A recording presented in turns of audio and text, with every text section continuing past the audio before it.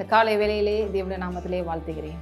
அனைவருக்கும் இனிய காலை வணக்கங்களை ஆண்டவராகிய இயேசு கிறிஸ்து நாமத்திலே தெரிவித்துக் கொள்கிறேன். ஹல்லேலூயா. எத்தனை பேர் சந்தோஷமா இருக்கீங்க, உற்சாகமா இருக்கீங்க? உற்சாகமா இருங்க, சந்தோஷமா இருங்க. ஏனென்றால் தேவன் நம்மை மீட்டு இருக்கிறார். ஹல்லேலூயா. நாம் மீட்கப்பட்டவர்கள், நாம் ரட்சிக்கப்பட்டு இருக்கிறோம். நமக்கு ஒரு ரட்சகர் இருக்கிறார், என் மீட்பர் உயிரோடு இருக்கிறார் என்று யோகுமாரி நீங்களும் தைரியமா சொல்லுங்க. நம்ம வாழ்க்கை எவ்வளவு ஒஸ்டாக இருந்தாலும் அதை பெஸ்ட்டாக மாற்றி தருகிற தேவன் இருக்கும் பொழுது நம்ம ஏன் கவலைப்படணும்? பாருங்க, நம்ம கீழ்ப்படியாமை நிமித்தமோ இல்லை தெரிஞ்சோ தெரியாமலோ தேவனுக்கு வார்த்தையை கேட்காத நிமித்தமோ பிசாசுக்கு செவி கொடுத்தது நிமித்தமோ ஏதோ விதத்தில் தான் பாருங்கள் நம்ம இந்த மாதிரி தீமைகளை அனுபவிக்கிறோம். ஏனென்றால் எந்த தீமைக்கும் தேவன் காரணம் அல்ல, இல்லையா? இப்போ எங்கேயோ விதத்தில் தெரிஞ்சோ தெரியாமலோ தேவனோட வார்த்தை கீழ்ப்படியாத போது ஆட்டோமேட்டிக்காக பிசாசோட பொய்யை நம்பி வஞ்சிக்கத்தில் போய் நம்ம இந்த மாதிரி தேவையில்லா தீமைகள் அனுபவிக்கிறோம். சில நேரங்களில் சத்தியத்தை நிமித்தம் பாடுகளும் வரும். ஆனால் தேவனை நம்ம மறுபடியும் நம்பி இந்த விசுவாசத்தில் நிலைத்து நிற்கும் பொழுது அவருடைய நாமத்தில் எல்லாவற்றையும் கீழ்ப்படுத்தி ஆண்டு கொள்ளக்கூடிய அதிகாரத்தை அவரே தருகிறாரு. இங்கே செப்பனியால ஒரு வசனத்தை பார்க்க போகிறோம்.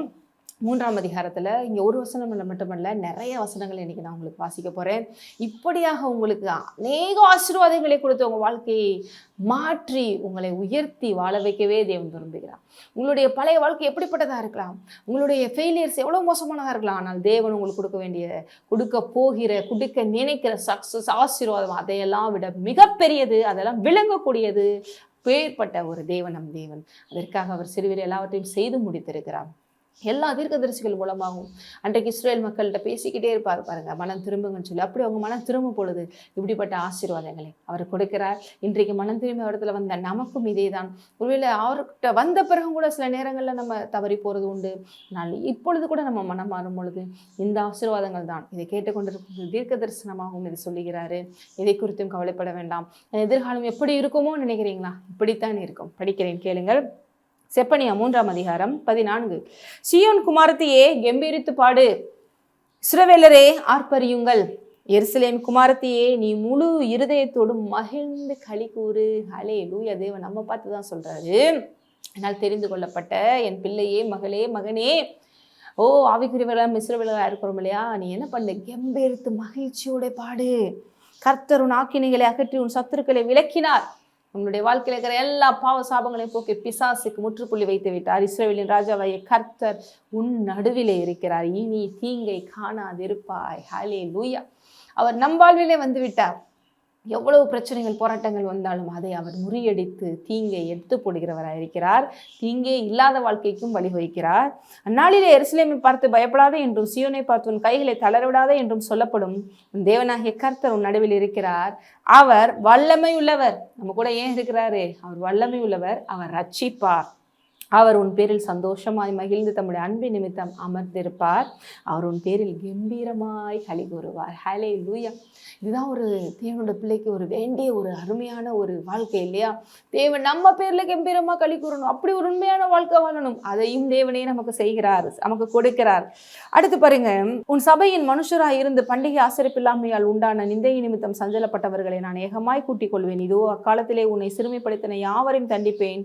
நொண்டியானவனை ரட்சித்து தள்ளுண்டவனை சேர்த்துக் கொள்வேன். அவர்கள் வெக்கம் அனுபவித்த சகல தேசங்களிலும் அவர்களுக்கு புகழ்ச்சியும் கீர்த்தியும் உண்டாக செய்வேன்.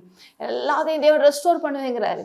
எங்கெங்கெல்லாம் வெக்கப்பட்டையோ தலை குனிஞ்சோ நான் எல்லா இடத்துலையும் தலையை நிமிர்த்துவேன். எல்லா வீக்கான விஷயங்களையும் நான் ஸ்ட்ரென்தன் பண்ணுவேன். அக்காலத்திலே உங்களை கூட்டிக் கொண்டு வருவேன். அக்காலத்திலே உங்களை சேர்த்துக் கொள்வேன். இதெல்லாம் இஸ்ரவேல் மக்களுக்கு ப்ராஃபஸியாக சொல்கிறாரு மட்டும் இல்லை, இன்றைக்கு உங்களுக்கும் தேவன் தீர்க்க தரிசனமாக சொல்கிறாரு. உங்களுடைய எல்லா இழப்புகளையும் நான் சரி செய்வேன்.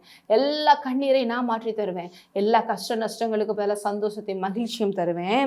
நீங்கள் பாருங்கள், நான் உங்கள் சிறையிருப்பை திருப்பும் போது பூமியில் உள்ள சகல ஜனங்களுக்கும் நான் உங்களை கீர்த்தியும் புகழ்ச்சியுமாக வைப்பேன் என்று கர்த்தர் சொல்லுகிறார். ஹல்லேலூயா. தேவன் நமக்கு இதற்கு தான் அழைப்பு கொடுத்திருக்கிறார். இந்த அழைப்பின்படி தான் நம்மளை முன்குறித்து அழைத்திருக்கிறார். அதை மறுபடியும் உங்களுக்கு சொல்கிறாரு, நீ எதை குறித்தும் கவலைப்படாதே. உன்னுடைய எதிர்காலம் எப்படி இருக்குமோ குழம்பாதே. எல்லாருக்கும் மத்தியிலும் உன்னை கீர்த்தியும் புகழ்ச்சியுமாக வைப்பேன். என் பிள்ளையே, என் மகனே, என் மகளே என்று சொல்கிறாரு.